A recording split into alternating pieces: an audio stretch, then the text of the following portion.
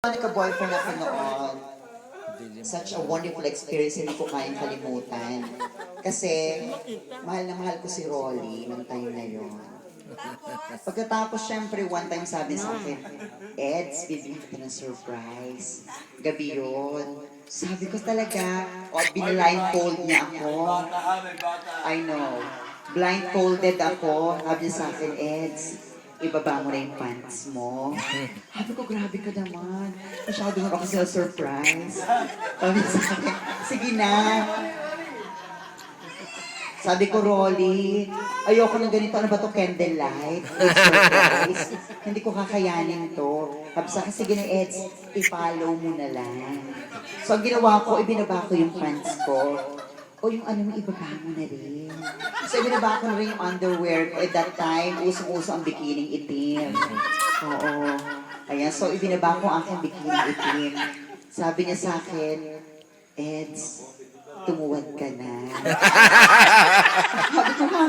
Paano ko tumuwad niyan? Basta naka-blindfolded nga ako, hinawakan niyo yung kamay ko at pinahawak niyo sa kanyang matigas na simento. Pagkatapos, naramdaman ko na isang lagapahak. Ano sa akin, aray ko, may pampas sa mga likod ko. Pagkatapos tinanggal ni Rolly ng blindfold ko, sabi sa akin, welcome bro, kapraternity na kita.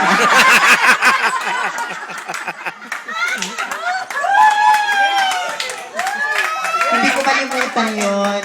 Kasi nga, love na love ko si Rolly. Dahil sa ginawa niya sa akin yon, niyapos ko siya. Nagpagulong-gulong kami. Diretsong gulong lang, gulong. Pagmulat ko, Laurel Park na. Tapos bumalik ako sa wisyo kasi napatakan ako ng bunga ng bolo, ng mabolo. Ayun. Pagkatapos nagpatuloy yung relasyon namin ni Rolly, kasi na mahal ko nga siya, itinira ko siya sa bahay ko.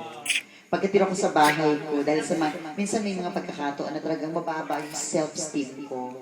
So pagbalik ko ng bahay, sabi sa akin, Eds, okay na yung problema natin. Uupo ako, lumagapak yung katawan ko. Asan sopa dito? Huwag kang mag-alala, Eds, pinariripahan ko.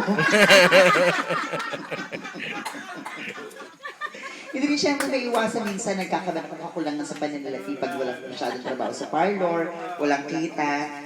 So minsan dumating ako, mainit yung ulo ko. Sabi ko, Ronnie, kung makamalamig na tubig, ano ka ba? Naku, Eds, wala yung rep natin. Pinariripahan din ni nanay.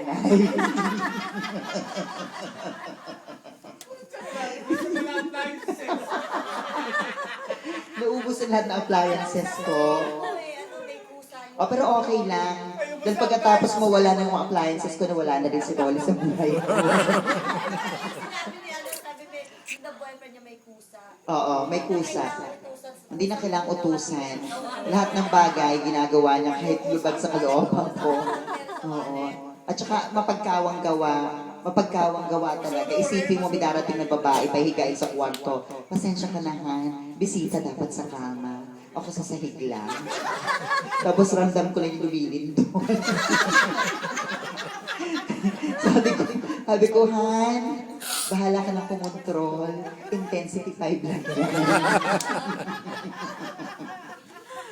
At least na-share ko sa inyo munting buhay ko. Sana nagsilbing aral. Oo. At sana naman susunod natin na pagtatagpo ang storya naman ng tunay na buhay na maalaala mo kaya ng love team na Lychee. Okay?